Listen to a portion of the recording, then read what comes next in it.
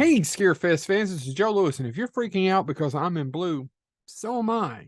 It just happened. It's just weight loss and trying to find shirts. So tonight, I want to revisit a couple of movies that just to me are a little unfairly crapped upon. And because we have our guest, Miss Kinnaman, one of my favorite final girls, and we'll hopefully be interviewing her this fall on a great final girl panel. What I really want to talk about is just the hate that Friday the 13th Part 5 gets sometimes. I actually like the idea that they tried to change it up and it was somebody parading around as Jason, and it isn't necessarily, oh, spoiler alert if you haven't seen it. Ooh. But it isn't necessarily just him and it isn't as supernatural. I like that they changed it up a little bit. That's good. That's not a bad thing. They were 5 deep into the series at that time. 5 deep. So it's okay. You had a really good actress as your final girl. There's another one that can we just stop crapping? And I know Friday the 13th is not my favorite franchise, and I've gotten a lot of heat over it a lot of years because I've been very critical of the movies. I'm sure a lot of people who've starred in the movies would be very critical in the movies, but I know a lot of you love them more than life itself, better than air. I don't know why sometimes, but let's stop crapping on my good buddy Todd Farmer's Jason 10. If we want to leave Friday the 13th Part 5 alone, because listen, there's some turkeys throughout the series.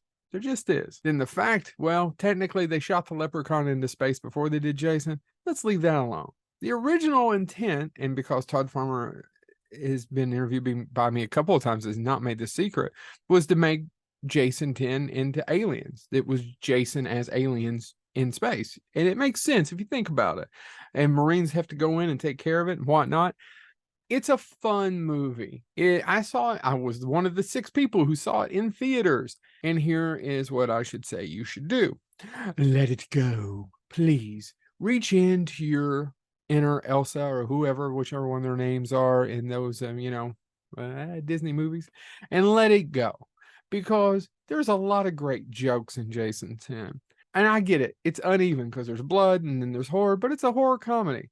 It has one of the best topless kill scenes of all time where he's throwing the bag up against it with a cheerleader in it, and they're like, oh, let's smoke weed. And let's leave Jason 10 and Friday the 13th Part 5 alone. Let's not bother them anymore. Let's walk away.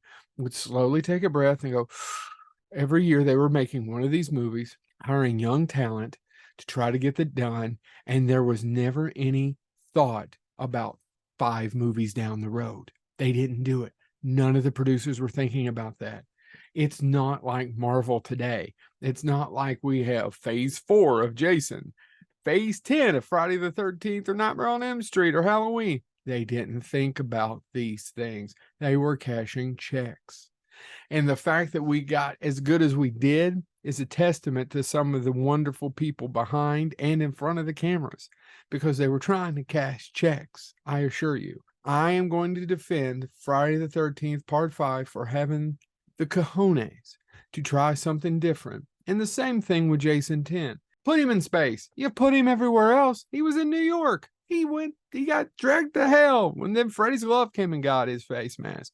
Let's have a good time. Let's not be angry, and let's appreciate what we did get from a lot of young folks who were very talented, trying to make the best of low budgets and quick turnarounds. This has been Joe Lewis of Bonehead Weekly. Leave Friday the 13th Part 5 alone and Jason 10.